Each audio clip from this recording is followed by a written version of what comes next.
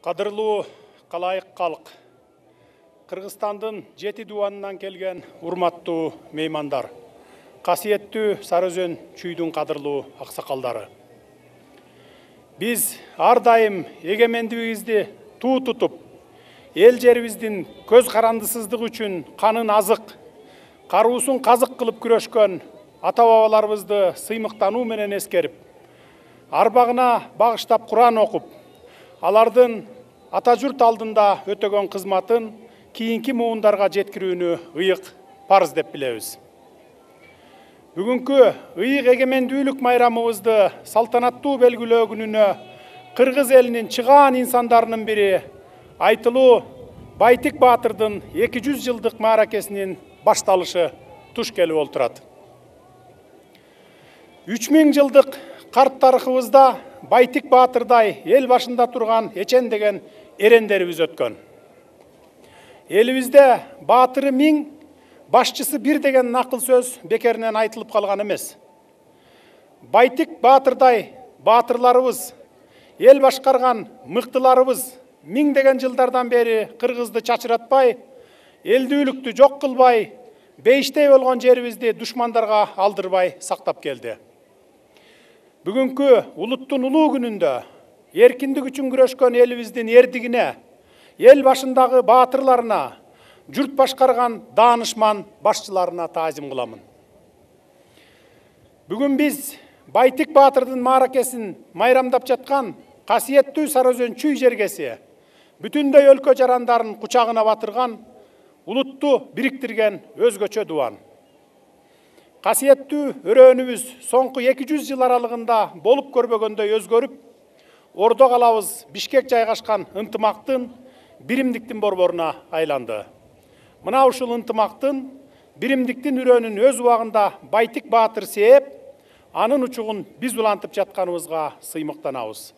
Бул өрөөндө борбор калабызда ынтымак өкүм сүрсө, 7 дубанда биримдик артаарына өлкө башчысы катары терең ишенемин. Мааракеге келген урматтуу меймандар, кадырлуу калайык калк, Кыргыздын кылым карыткан тарыхында, тагыраак айтканда, 19 кылымда Байтик Канай уулунун кыргыз эли, кыргыз жер үчүн ээлеген орду кылган кызматы өзгөчө экенин жакшы билесиздер. Бирок мен бүгүн Байтик Баатырдын тарыхка бай, өрнөктүү өмүр баянына кеңири токтолбой эле коеюн. Ал тууралуу сиздер телерадиолордон, жалпыга маалымдоо каражаттарынан, интернет булактарынан кеңири маалымат алып жатасыздар. Мен алардын айрым урунттуу учурларын гана тизмектеп өтүүнү эп көрүп турамын. Биринчиден, Байтик Баатырдын эл башына келиши карт тарыхыбыздагы көндүм көрүнүштөрдүн бири. Элибиз эл сынагынан өткөн мыктыларына, эркиндикти туу туткан тайманбас баатырларына, рух дөөлөтүн алып жүргөн даанышмандарына, өз элине кам көргөн берешендерине, келечекти көрө билген көсөмдөрүнө ишеним артып, бийликтин эки тизгин бир чылбырын тапшырышчу. Байтик Баатырда бул сапаттардын баары болгонун ал тууралуу баяндардан билебиз. Ал өз доорунун бардык сынактарынан өткөн. Байтик Баатыр таластагы таякелеринде жүргөн санжыргалуу санжырачы, даңазалуу манасчы Балык Ооз Кумар уулу менен таанышып, жакындашып, чүйгө келгенге көндүрөт. Чүйгө келгенден тарта ага өзгөчө кам көрөт. Өмүрүнүн аягына чейин Балык Ооздон санжыра угуп, улуу Манас баянын көкүрөгүнө сиңирип, рух дүйнөсүн байытат.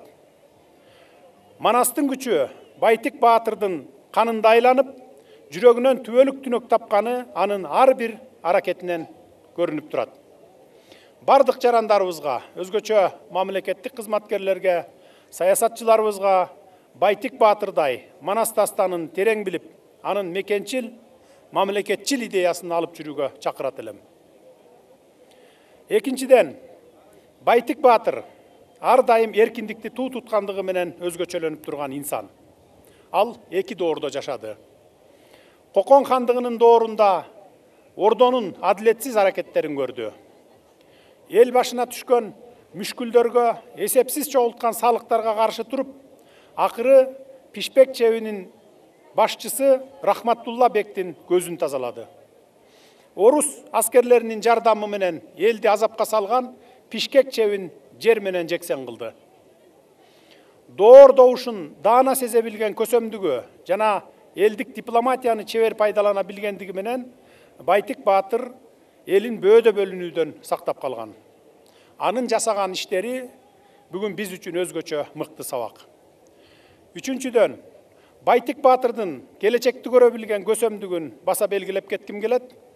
Ал өз доорунун алдыңкы инсаны, лидери катары коомдун күрөө тамырын сезе билген. Байтик бабабыз алыс жакындан аалым, молдо, мударистерди алдырып, бала окутуп, балдардын кат сабатын жоюуга аракеттенген. Дыйканчылыкка да маани берип, Аларча суусунун айрылышынан, чыгышынан Бишкекке, батышынан төмөнкү Каракоого чейин ондогон өстөн арыктарды чаптырган чарбакерлиги да эл оозунда айтылып келет. Келечекте өнүгүү шаар менен байланыштуу экенин сезе билип, көчмөн элди отурукташууга үндөгөн. 1867 жылы Санкт-Петербургка падыша Александр II иш чарасына түндүк кыргыздарынан өкүл болуп барып келгенден кийин анын көз карашында аракеттеринде көп өзгөрүү болгонун ошол кездеги замандаштары жазып калтырышкан. Мекендештеримди Байтик Баатыр өңдүү чыгаан инсандарыбыздай өлкөнүн жарык келечеги үчүн көбүрөөк аракет кылууга чакырат элем. Ал эми биздин азыркы тапта жасап жаткан аракеттерибиздин бардыгы келечек үчүн жасалууда. Байтик Баатыр жөнүндө сөз кылганыбызда анын боз бөлтөгү, Кароол чокусу тууралуу айтпай кетпесек болбос. Байтиктин боз бөлтөгү тегин жер эмес. Ал ата-бабалардан калган аяр мамилени талап кылган ыйык тарыхый жер. Себеби Кароол чокуда ат ойнотуп, кыйырга көз чаптырган учуру болобу, топ жыйынды чакырып, кеңеш курган учуру болобу, Байтик жана анын ата-бабалары элдүүлүк, мамлекеттүүлүк тууралуу түпсүз ой санаага батып, кыял кылышканын элестете алабыз. Демек, Байтиктин боз бөлтөгү кыргыз мамлекеттүүлүгү тууралуу улуу тилектер айтылган аруу жер. Керек болсо, мен ал жерди ушул турушу менен тарыхый, маданий мурас деп айтаар элем.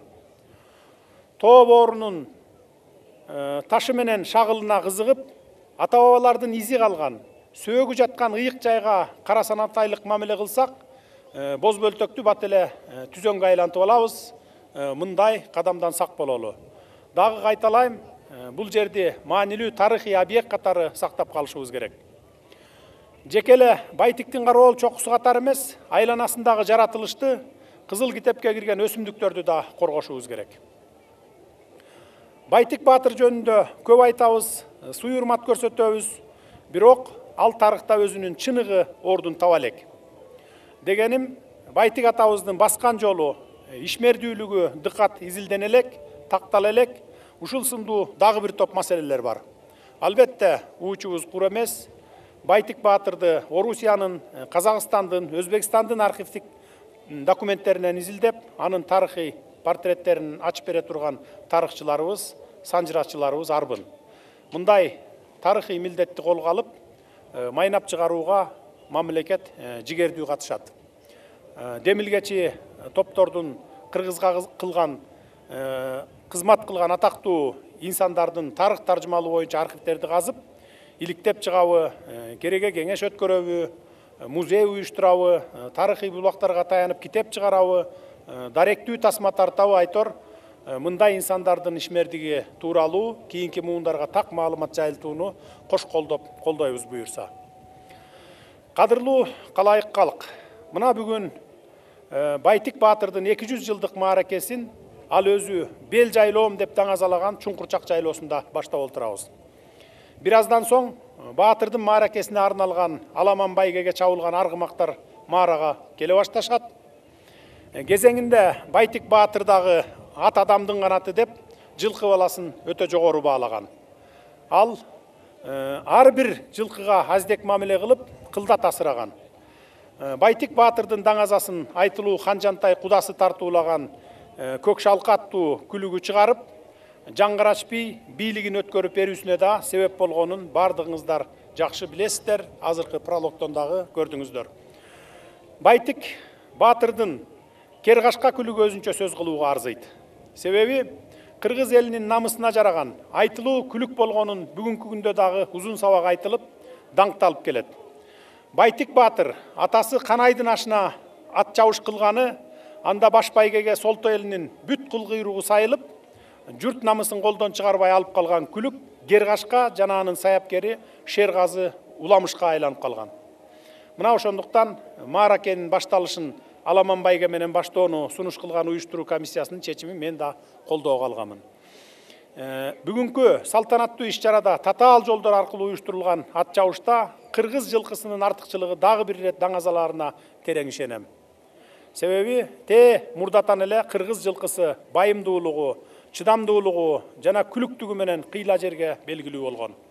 Билесиздер, 1912 жылы Шабдан Баатырдын ашында Токмоктон Кичигеминге чейин чабылган жарышта чет элдин асыл тукум жылкыларын артка таштап, кыргыз күлүктөрүнүн алдыда келиши мунун айкын далили. Байтик Баатырдын 200 жылдык мааракеси көптөгөн улуттук оюндардын, куш салуу, тайган жарыш, жаатуу сыяктуу улуттук оюндардын коштоосу менен өтүп жатканы да кубандырат. Биздин эң башкы байлыгыбыз болгон эгемендик майрамыбыз кыргыз элинин эркиндиги үчүн күрөшкөн Байтик Баатырдын 200 жылдык мааракесинин так ушул жерде улуттук оюндардын коштоосунда өтүшү Чуңкурчак жайлоосунун көркүнө көрк кошот. Ага күбө болгон элдин алыс жакындан келген меймандардын жарпын жазат. Кудай буйурса, келечекте өзүнүн ажайып жаратылышы менен бул жайлообуз туризмдин очогуна айланат деп ишенемин. Сөзүмдүн соңунда 200 жылдык мааракеси Кыргызстандын көз карандысыздык күнүнө туш келген айтылуу Байтик Баатырдын өмүр жолу аркылуу ата-бабаларыбыз көз карандысыздыкка, күн корсуздукка жетүүдөгү баскан жолун, эгемендүүлүктүн баркы менен баасын чечмелеп, кийинки муундарга жеткирели деп тилек кыламын.